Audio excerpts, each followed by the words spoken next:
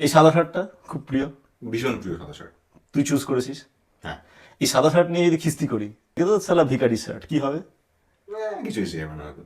কিন্তু সাদা শার্টের মধ্যে যেটা আছে, তোমার হৃদয়ে ভরা আইডেন্টিটি, যেমন মনে কর তোর ক্রিকেট, তোর বাঙালিয়ানা, তোর বাদামিয়ানা, সেইগুলো নিয়ে বললে কি হবে?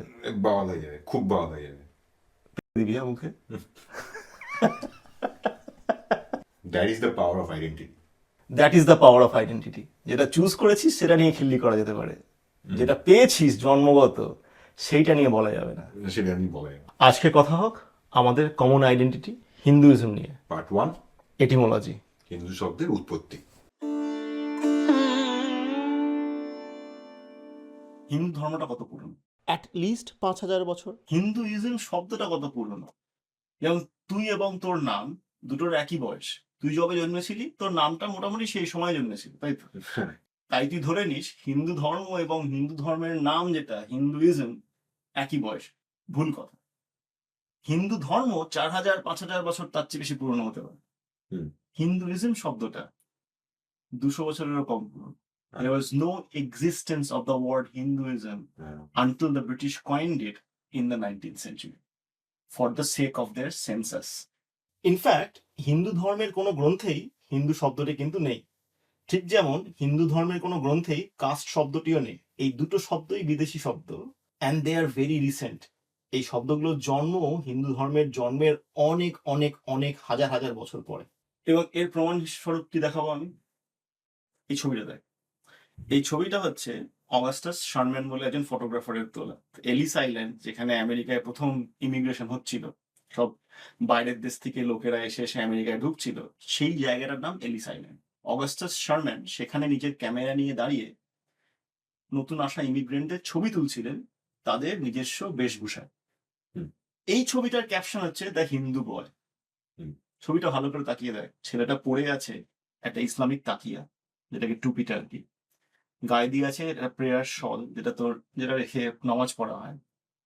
ছেলেটা মুসলমান, কিন্তু ওকে বলা হচ্ছে হিন্দু বয়। তার কারণ কি? কারণ Hindu back then meant India. Hindu back then was still not a religion.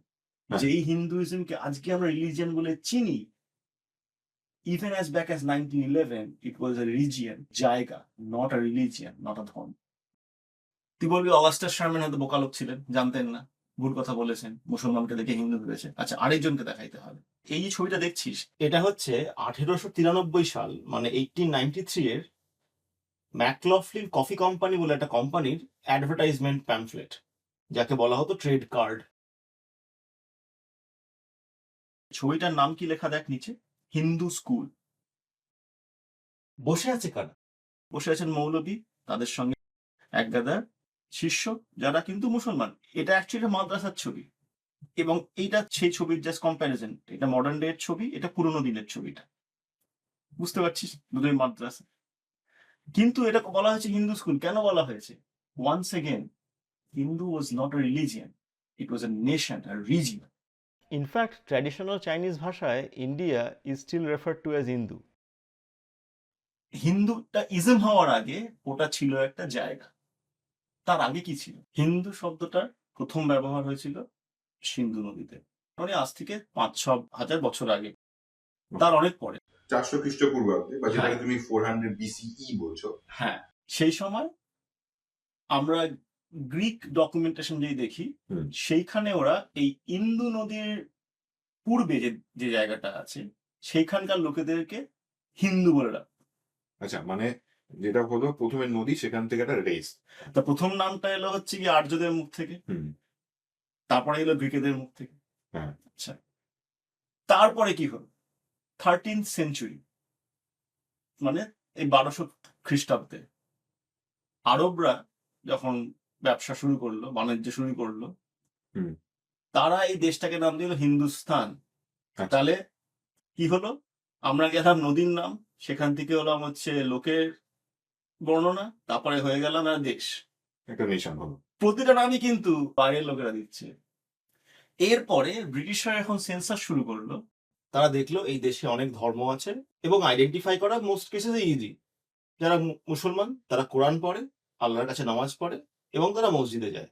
যারা শিখ তারা গুরু গ্রন্থ সাহিব পড়ে ভগবানকে তারা ওয়াহেগুরু বলে এবং তারা গুরুদ্বারে যায়। খ্রিস্টানরা অবশ্যই বাইবেল পড়ছে, চার্চে যাচ্ছে। সেরকম ভাবেই জিউইশ, বুদ্ধিস্ট, পার্সিয়ান এদেরকে ক্লাসিফাই করা কঠিন নয়। কিন্তু মেজরিটি পপুলেশন যারা এই দেশের, তাদেরকে নিয়ে হলো মুশকিল। তারা প্রচন্ড ডাইভার্স, তারা এত ভেরিড যে কেউ মন্দিরে যায়, কেউ যায় না, তাদের ভগবানের নামগুলো আলাদা, কেউ গাছকে পুজো করছে, কেউ মূর্তিকে পুজো করছে, কেউ পুজো করছে না। তা ব্রিটিশরা ডিসাইড করলো যে এই যে ভেরিড যে কালচারটা আছে, তাদেরকে আমরা হিন্দু বলে রাখবো। তো শুরু হলো এই নতুন ধর্মের নাম, যেটা হচ্ছে হিন্দুইজম। তাহলে এই যে এত বড় একটা ডাইভার্স সেট অফ কালচার ছিল, সেটা পুরোটাকে একটা বাক্সে বন্ধ করে তারপরে ছাপ্পা মারা হলো এবং ডিকশনারিতে উৎপত্তি হলো একটা নতুন শব্দের, যার নাম হিন্দুইজম।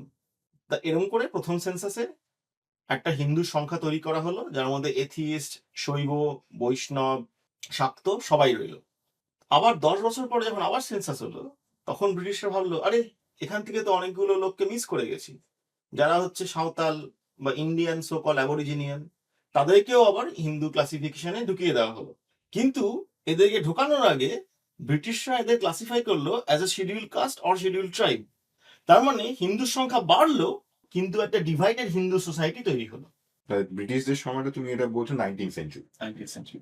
তাহলে এই এদের এখন যেটা হলো, প্রথমে হচ্ছে একটা নদী, সেখান থেকে একটা রেস, সেখান থেকে নেশন, আর তারপরে হলো রিলিজিয়ন, এবং সবটাই দেওয়া বাইরে।